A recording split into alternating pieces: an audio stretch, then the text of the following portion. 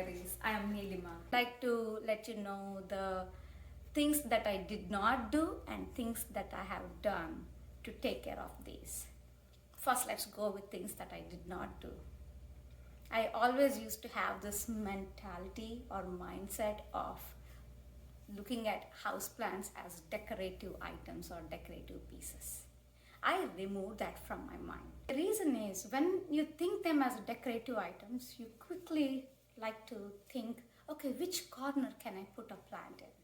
Okay, let me think of a corner. Oh, that looks so empty, and maybe let me fill it up with a plant. And you go to a shop. I did.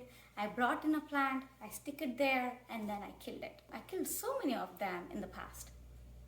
So I don't think thinking of them as a decorative items is a good starting point for a beginner, especially for a beginner. For experts, oh, yes, maybe. But for a beginner, let's not go with that mindset. So I did not go with that mindset. And when I went to the shop, I did not buy the tiny plants.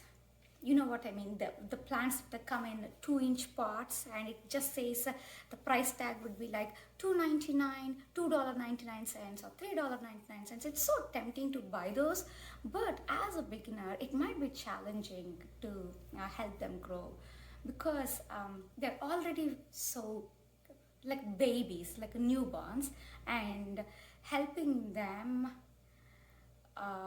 thrive by a beginner might be a challenge. So I did not do that.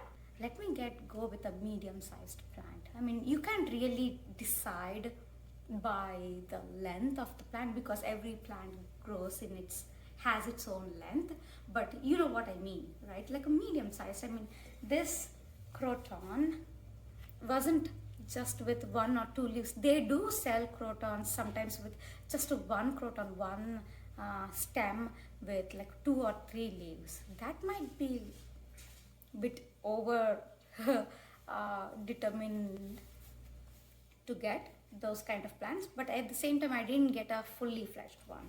And same with all these other plants. I didn't go with the fully grown ones, and also didn't get the baby ones. So like a medium size. This is the most important one. This made the biggest difference in the way the plants are behaving at my place. Is do not repot. Please do not repot right away. I have done that in the past, and immediately within weeks I have witnessed the leaves yellowing, dropping, and eventually, yes, dying. But this time, because I wanted my plants to thrive, I decided not to repot. One thing, they are already going through so much of change in terms of environment, the type of light it is getting, the type of water we are giving, and the amount of air it's getting, the humidity levels. There is already so much change to the plant. And if you even change its clothes, like the pot, and put it in a fresh soil or a different pot, it'll be very stressful. It's been 2 months. This looks like a very small pot, but then this is not asking me. It's still pushing out new growth. So I know that she is happy, so I'm not going to repot her. Also, I'm not seeing any roots coming out of the pot and anything crazy happening here, right? And I don't see any bugs or no other issues. The plant is happy, so let's not repot. And now, getting back to things that I did was, right before going to shop, I looked around my house to see all the windows, which one is getting better light and which one is not getting. I didn't do deep analysis. I didn't sit through the day analyzing light every time of the day, but overall, roughly, you have an idea. So there is so much details and analysis in this directions and the window lighting and all those things online. You can go through that, but then do yourself a favor. Just go around the house and look through the windows. Not look through the windows. Look at your house and see which windows are having better lighting and stuff, and kind of have a rough plan. And the next one that I did was when I brought in, literally every morning and evening I was checking the plants so close, leaf to leaf, not the roots but the soil, the stems, behind the leaves, everywhere, just to know that they are, just to understand that they are doing well. If they're not doing well, I would change the location. For example, there were plants which whose tips were browning out a bit, so I changed their location. It can happen in a matter of few hours too.